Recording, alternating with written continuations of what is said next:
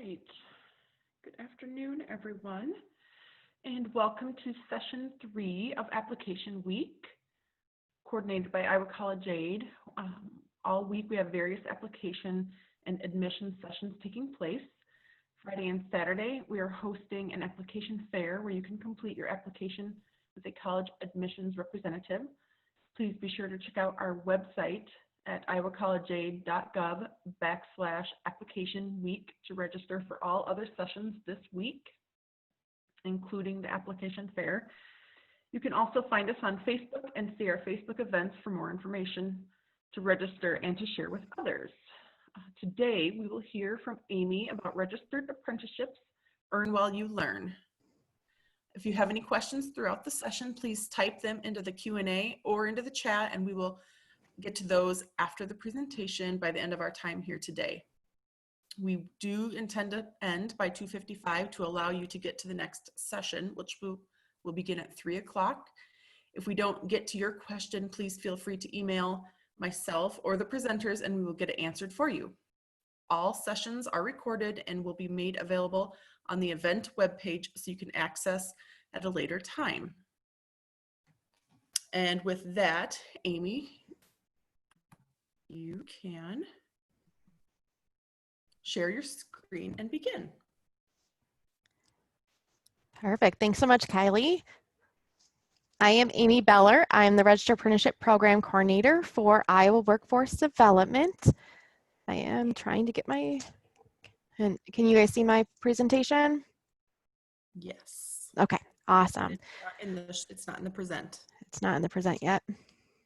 There we go. Perfect. Awesome. Well, today we're going to take a look at an overview of work-based learning because a lot of individuals have experienced some type of work-based learning in their time in high school, or even outside of high school, you'll experience work-based learning. But we want to show you the continuum of work-based learning and where does Registered Apprenticeship land on that continuum. And then we want to talk in greater detail about what is Registered Apprenticeship, how does it work, what are your what's the benefits to you as a job seeker or you as an employee? What opportunities are currently available? And then what are your next steps if this is something that you're truly interested in partaking on? So when we are talking about work-based learning, there's a lot of different initiatives that you can either do while you're still in high school during your senior year, or that you can do outside of your senior year after you graduate.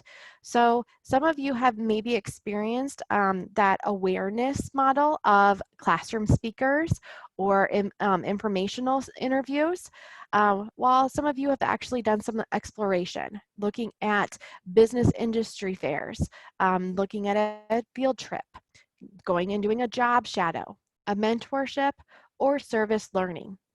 Then we get into the workplace learning. This is where sometimes it's more structured and possibly even paid.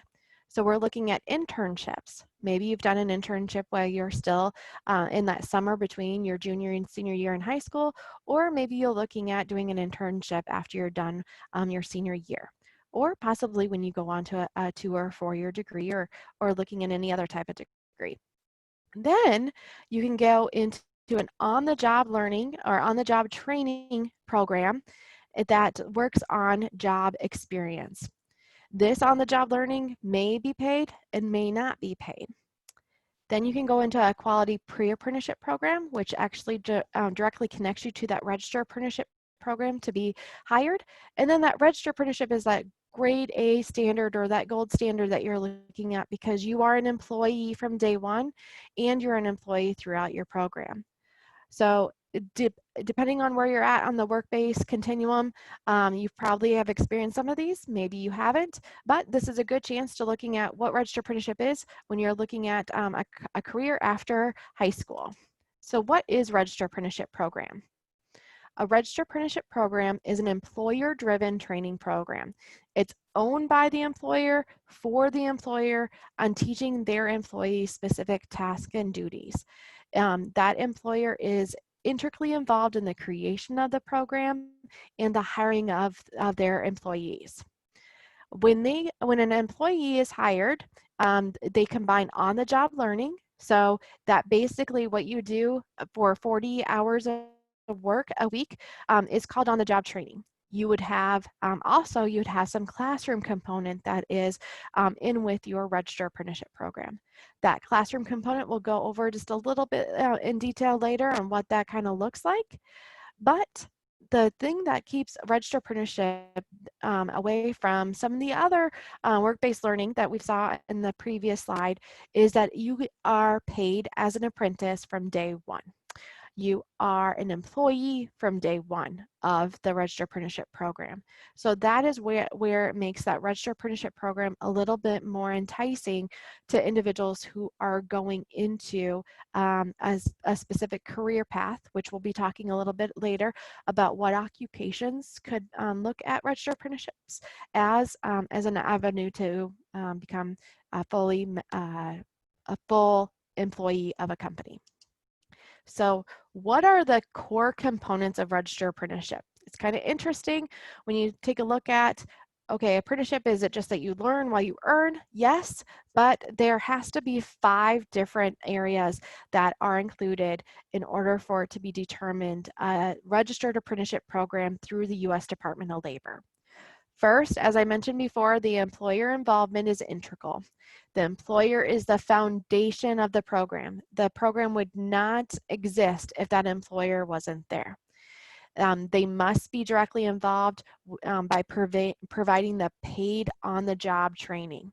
It has to be paid because that's what makes it within the regulations or the rules saying that it's an apprenticeship program.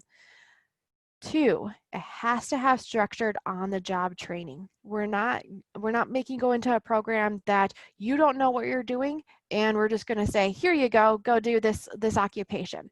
No, you are actually going to have somebody who's there with you called your mentor, explaining to you the task of a given occupation. So let's take for an example. I'm going to throw out a traditional registered apprenticeship program as my example today, and I'm going to be a plumber. If you can look at my plumbing skills right now, I have 0. I can turn on the water faucet, but I can't do anything if there's a busted pipe or if there was a water break or anything like that. So I would be called an apprentice because I have either limited skills or no skills. So you can go into an apprenticeship program with little or no skills. You do not have to be in any other program before. You can start off just right out of high school and go into an apprenticeship program and learn a career path and learn a way forward. So during that learning that way forward is those on-the-job learning tasks. The on-the-job learning tasks are specific competencies or certain skills that you have to learn along the way of your program. So if I'm a plumber, I would learn the basics of geometry, because you have to be able to know how to, what angles you have to put your pipe footing on. You have to be able to learn some information on basics of pipe fitting, probably some basics of water, probably some other on-the-job learning tasks that would make me a good plumber, but that's 4 years of on-the-job training for that specific occupation. So there's a lot that goes into that mentor is going to be teaching you the correct way of doing that specific career. They are not going to let you fail. They're not going to let you do something that's going to hurt you. That mentor is going to be there to ensure that you are learning that skill and that occupation to the best of their ability, because honestly, you're going to be the future of that career force. You're going to be the future of that employer. So that employer is really invested in you succeeding, and that mentor is invested in you succeeding too as an apprentice. So that's when it says structured and supervised. That mentor is going to be there. You have specific tasks. You'll know from the very beginning that when you start what task you're going to learn. Similar to when you get a syllabus in your high school classes, you'll get a syllabus through your whole 4 years of your on-the-job learning and knowing what you're going to learn along the way. The third component, I should go back and say with that structured on-the-job learning, there is 2,000 hours of on-the-job learning each year of the program, which equates to about about 40 hours of work a week, or 40 hours of work a week for 50 weeks within a year. So that gives you some time for some vacation and some sick leave that the sponsor would be able to allow for that leave. The third component is the related training instruction. That's a fancy way of saying classroom component or classroom instruction. Just like how you would have in your high school class a day, you'll have some of those college classes or classroom instruction of how to do those skills that you're learning on the job. So as I was mentioning the geometry with the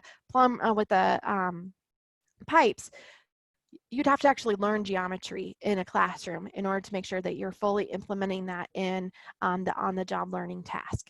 So what happens is that that employer works together to make sure that both the classroom component and the on-the-job learning skills really combine and are really consistent between the two. So you're not learning geometry in year 3 when you need it in year 1. So it's really looking at bridging the two programs together and making sure that you get a solid foundation of both how to do it and why you do it on the job learning skills. 80% of what you do is going to be hands-on on the job learning. About 20% is going to be that classroom component. So it's a little bit different than going in after high school to go into a 2 or 4 year degree, because you are predominantly going to class. Well, with Registered Apprenticeship, you're predominantly going to work, but you do have those classroom components that help you with those skills that you're learning on the job. With that classroom component or related training instruction or job-related education instruction, it's 144 hours of contact hours every year. So it's a little bit different than saying that you have to have 3 semester hours for a given class. You have to have 144 hours of contact with that related training. So that's 144 hours of classroom instruction hours. That classroom construction can really be different types of structures. So it could be actually at a community college. It could be at your employer itself. It could be correspondence-based. It could be online-based. It could be any structure of those 4 put together. So it's selected, again, going back to point 1 with the component, it's going back to that employer. What does that employer want to do? Who does the employer want to use for that classroom instruction? Do they have a really great instructor on staff and they have a really great program internally that they can actually produce that information for the apprentice? Or do they want to use that a local community college or local 4-year degree or local institution that's there in their backyard and have the students go or the apprentices go to classes at that location? There's 3 different ways that apprenticeship program can structure their classroom components. It can be parallel, so you go to work for 8 hours a day, then you go to class for 2 hours. Maybe you go to work, go to class, go to work, go to class. Then there's a front loaded. So before you do anything on the job, you get your instruction in your specific career field.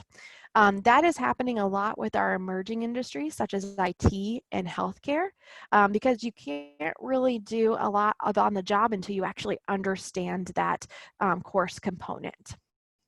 Then there's called a segmented option. The segmented option means that you go to on the job, so you go to work 3 weeks within a month, and then that last week within the month, you go and you do your classroom component. Then you go back for 3 weeks to work, and then you do a week of classroom component. Again, that's what the beauty of registered apprenticeship is all about, is that that employer gets to pick what works best for his or her employees. And where they want to send is best for his or her employees, that they get to pick kind of what that classroom component looks like. The related training instruction, as I mentioned before, it's really structured on what you're learning at that time. If you're going into becoming a plumber, you will not take art history as a class. All the classes that you're taking are directly connected to that occupation, and that sponsor has to make that connection of why you're taking that class in order to make sure that it's fruitful for that plumber or that steam fitter in the end. The 4th component is that you get rewards for skills gained. that means that you get a paycheck from day one. That paycheck could be just minimum wage, or it could be a designated amount that that apprentice sponsor says this is our hiring wage. Our average of individuals when they get done with the Registered Apprenticeship program makes $60,000 every year. So that's a really great, great paycheck for individuals that are completing their program. Your increase of wage increases every year of your program, or every couple of months, depending on how that sponsor wants to look at it. You have to have at least one increase during the time of your Registered Apprenticeship program. Other than that, we work with the sponsors to decipher kind of what does that rewards for skills gain look like for that wage. And they'll tell you when you sign on the dotted line to be a registered apprentice how much you're going to make at every stage of their program and what your ending wage will be. Just like you're going to know your structure of your online or your on-the-job training and your classroom components, you're going to be able to see all three components as you're looking at your registered apprenticeship sponsor. They're able to provide that information to you. Lastly, the last component of registered apprenticeship is a national occupational credential. This national occupational credential is a post-secondary degree. It's similar to getting a 2 or a 4-year degree, but this occupational credential shows that you are a skilled mentor, a skilled laborer of that specific occupation. So you get a national occupational credential from the U.S. Department of Labor that certifies that you have all the knowledge, skills, and abilities of that specific occupation. So if I'm a plumber and I go through my 4-year registered apprenticeship program, I get a national occupational credential that states that I am a plumber, that I graduated from the plumber apprenticeship program. And that national occupational credential can be taken to other states in the country, and can show that you have that skills, knowledge, and ability of that specific occupation. And in some cases of some occupations, you can get hired and you don't have to sit for a certain licensing test, or you are able to be hired within that given occupation. You can also take your national occupational credential to any community college in the state of Iowa, and they can give you credit towards an associate's degree. The amount of credit it's deciphered based upon the specific community college. So you'd have to talk with your local community college to see how much credit you'd get. So those 5 components together make up what registered apprenticeship is all about. Without one of these components, you don't have registered apprenticeship program. Let's go into the length, because a lot of people ask, well, that's great, 5 components, I do on-the-job learning, I do related training instruction, but how long is this going to take me to complete? So the length of the program actually depends on the occupation itself. Some occupations you can get done in 1 year, some it takes up to 5 years in length. The length is actually determined by industry. So it's not even the government, it's not your specific employer that you're going to be registered with. It's that industry that deciphers, yes, it takes 4 years to get us to have this qualified worker, or yes, it can take a year to get a qualified worker. So it all depends on what occupation you're selecting, and we can go over those if you have certain questions on certain occupations. But we can tell you that you're gonna have 2,000 hours of on-the-job training every year. So again, that's at full job. And you get that 144 hours of education each year. So if your program is 2 years in length, you get 4,000 hours of on-the-job learning, and then you get 288 hours of that related training instruction. So each year you get more of that on-the-job and related training. So there has to be benefits, right? When you're going into a program, you want to know that the benefits are there for you, and the benefits of going through and investing your time, energy into this program, that it's going to turn out to be in your favor. So the benefits of registered apprenticeship: improves skills that meets the employer-specific needs. So when you start in an apprenticeship program, you're starting off right here, knowing their skills, knowing what they want. If somebody comes in from getting a degree somewhere else, or maybe just off the street, they're starting a little bit lower because they don't have the skills, knowledges, and abilities of when you're coming in as an apprentice and getting taught exactly the way that they want.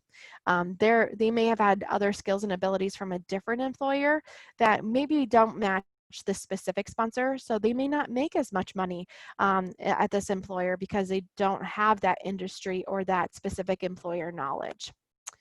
So really that employer can move and mold and make their apprenticeship program to make sure that their skills and their needs are being met first of all.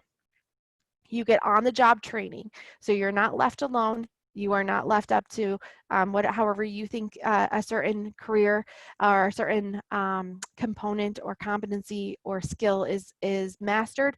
You have somebody there to help you along the way to make sure that you're hitting industry standards and you're meeting the standards of the employer. There's career advancement within Registered Apprenticeship. Typically, once you get completed through your Registered Apprenticeship program and you can show your employer that you're really somebody to copy, they'll make you into the next mentor, which then can create actually that next job opportunity for you, and you can get some promotions. And some Registered Apprenticeship programs, some apprentices actually become that owner, or they start their own company. So there's a lot of advancement when you're looking through Registered Apprenticeship because you are going to have the skills, knowledge, and ability of that given industry and that occupation. Your wage improves as your skills improve. So you know when your next paycheck is coming, you know when the next pay raise is coming, because you will know what you need to do in order to meet that next wage bump. Is it the time? Is it skills? Is it competencies? Is it after I get done with 3 years of my program? You'll know that when you start your program because your employer will tell you that through your orientation. Your occupation is directly focused on the education that you are needed for that specific occupation. It's not taking this class over here and this class over here and maybe this class that you may not understand how it connects. Everything will connect with those on-the-job learning skills that you're learning, because your employer will want to make sure that they can get that skilled worker as quickly as possible. And then at the end, you get that industry recognized credential that is second to none to showing that you know the skills and abilities of that given occupation. So these are some of the benefits to the employer, and I won't go through these in a great detail because a lot of these are specific benefits to the apprentice as well. Customized training, that sponsor really gets to create their program the way that they want to see it. There's an enhanced retention of employees because 91% of employees 9 months after the fact stay with the company because you feel invested as that apprentice, and the employers feel invested because they've invested in you, and you'll stay. There's always applications or applicants for their apprenticeship program because the pipeline of qualified workers is expanded because you don't have to have skills or certain credentials or those diplomas behind you in order to get into apprenticeship program. They're teaching you those skills. Increased knowledge goes up because of the on-the-job training. A safer workplace because you have a mentor, and a systematic approach to training because we help that employer build their program to meet the standards that they want. Why register apprenticeship programs? So as a student looking into apprenticeship into your future, why would you want to go down this route? Well, one reason is that you get employment during and after your program. If you complete your Registered Apprenticeship program, that sponsor will keep you if you are producing and you are a quality worker. They will keep you because they've invested your skills, abilities all into you. If you go to an internship or some other work-based learning initiative, as I showed you at the beginning of the presentation, you may not get that employment afterwards. But this is a guaranteed that most individuals, because some people don't get employment afterwards if they aren't producing or aren't succeeding in the occupation, but that's given, that's completely different. But if you are performing well, that employer will keep you. They provide you with the skills, so they provide you with OJT, on-the-job training, and they provide you with classroom instruction. The National Occupational Credential is what you get at the end of this specific program, which is completely in and of itself the only thing that Registered Apprenticeship can give, that is different than other work-based learning initiatives. You don't get a credential. You don't get a credential from an internship. You don't get a credential from anything that's not a registered apprenticeship program, depending on how the program is made. But you'll get that national occupational credential with registered apprenticeship.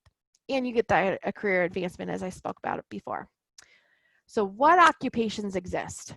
There's over 1,400 occupations. This is very surprising probably to some of you, because all of us have learned that apprenticeship is the bedrock is within our traditional apprenticeship program. So that would be the skilled trades.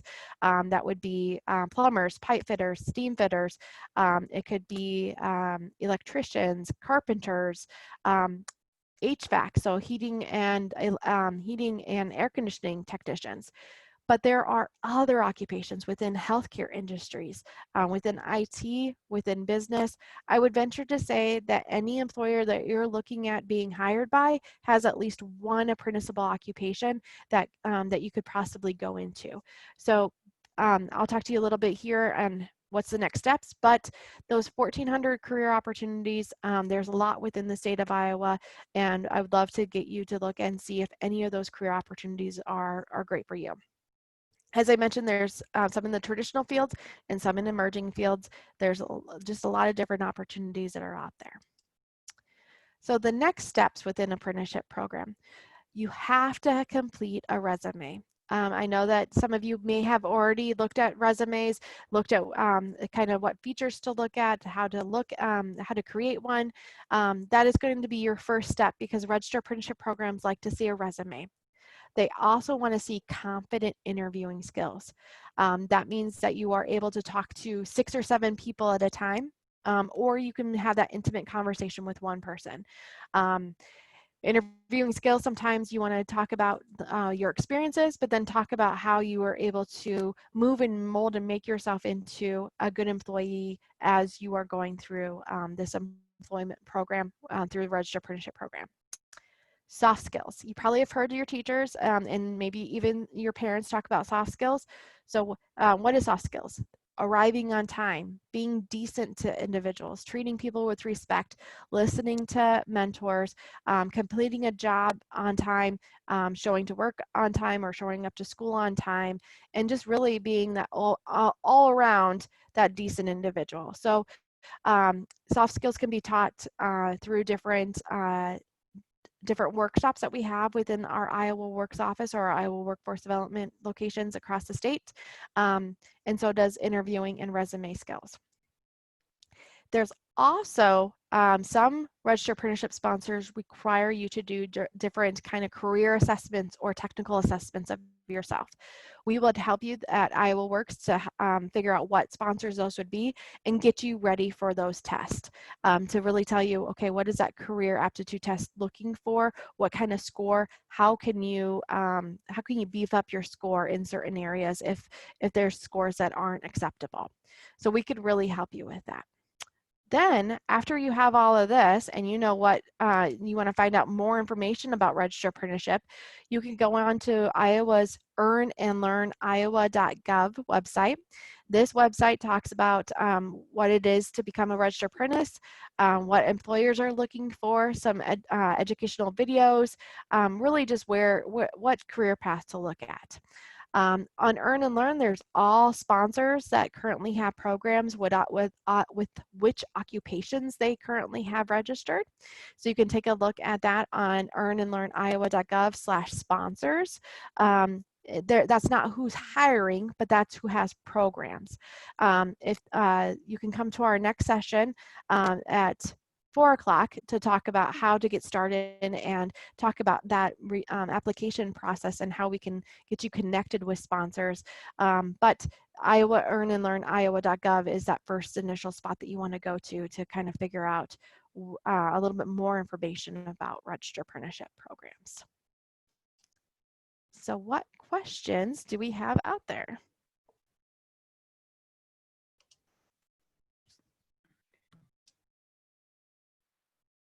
Thank you, Amy. I'm opening up our question and answer box at the moment, and we don't have any questions now, but if someone has any questions, please type them in quickly, and we'll get them answered. Otherwise, as she mentioned earlier, you can view or join in at the 4 o'clock session and possibly get them answered there.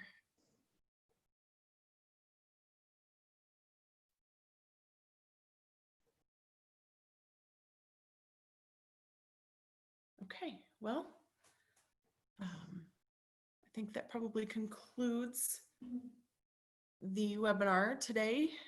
Thank you, Amy, again for joining us in our college application week. I'm going to pause just to jump in. There are some questions in the chat. Oh, I don't see any. Is there sorry, an application process, and when should a senior be applying? So there is an application process. Each registered apprenticeship sponsor is a little bit different on their process because they're hiring for employees. So it all depends on when they need their employees. So if a senior is interested in a specific occupation, what I would recommend is to go on to earnandlearniowa.gov up to the contact page, and I can actually bring this up and show you on my screen to make it easier.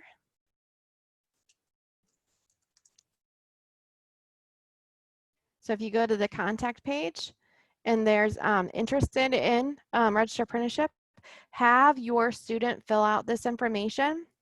And what we can do is we have two people that are talking with apprentices or interested apprentices every day to look at what career field they're looking at and when do those RA sponsors hire. What could theoretically happen is that a sponsor or that employer decides, I want to hire you, and they can hire them even before they're done with high school. And they could start doing their on-the-job learning at that point in time. It all depends on that specific program. The minimum requirement is to be 16 years of age or older to become an apprentice. So depending on that specific employer, if they have to be over the age of 18, then they can kind of walk through what that looks like. But we have those RA career planners that can talk to the sponsors to see what career path or what path to move them through with those specific employers at what time. So I would say the sooner the better on looking through and seeing if you're interested in apprenticeship programs, because they're hiring at all different times. And if they do some of them do mass hirings in the fall for those traditional apprenticeship programs, but some actually do it staggered throughout the year. So I would recommend you getting in contact with us as quickly as possible, and we can help with that communication with the sponsors.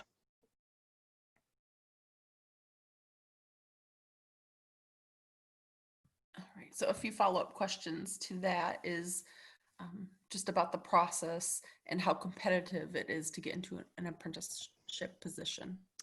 Some apprenticeship programs are extremely competitive. Our skilled trades in the state, depending on the year, can be very competitive. That's why we tell you to get ready with your resume now.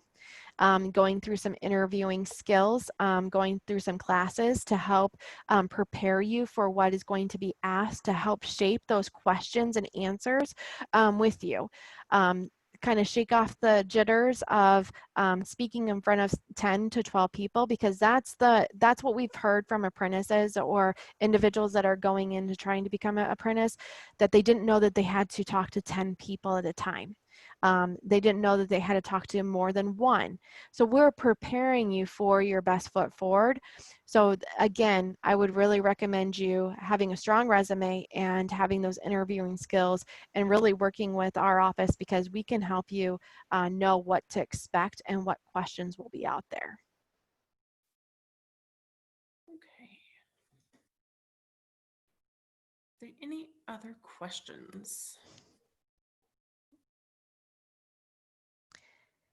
And if I can say, if a student's really interested in apprenticeship, you can even talk to your guidance counselor about helping you navigate even the Earn and Learn website, or just navigating the futurereadyiowa.gov website if you're not quite sure what you want to go into for an apprenticeship program. If you're really interested in something but you don't know what, I would really encourage you to do some career exploration and trying to figure out what interest lie.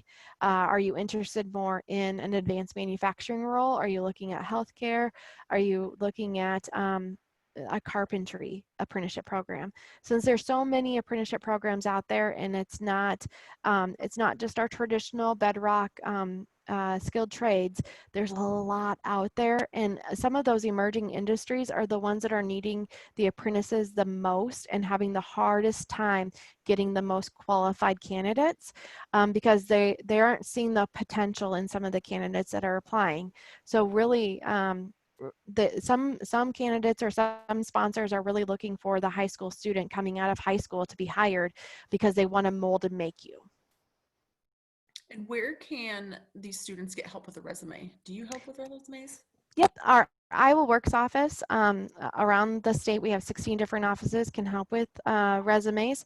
You can also go to iowaworks.gov and sign up, and there's some resume writing assistants on that website that are self-explanatory and you can use. But then if you want some further assistance, our local Iowa Works offices can help. If it's specifically for registered apprenticeship programs, I would really recommend you going through our Earn and Learn Iowa webpage, so then we can get you connected to the RA career planners, because since resume writing is a craft and really looking at specific occupations that you're looking at, the registered apprenticeship career planners will really help you create that eye-catching resume for the registered apprenticeship sponsors. Great. Any other questions? All right, well, thank you, Amy, for being with us today. And this will be recorded and saved on the College Application Campaign website. Any questions that come in afterwards, we'll be sure to send over to you, and we'll get them answered. Awesome. Well, I just want to close that registered apprenticeship is a post-secondary degree. It's similar to going to a 4 or 2-year degree, just that education looks a little bit different. And so I encourage everyone to look at registered apprenticeship as an option for a career, and know that some great careers and great salaries come from going through a registered apprenticeship program. All right, thank you. Thank you.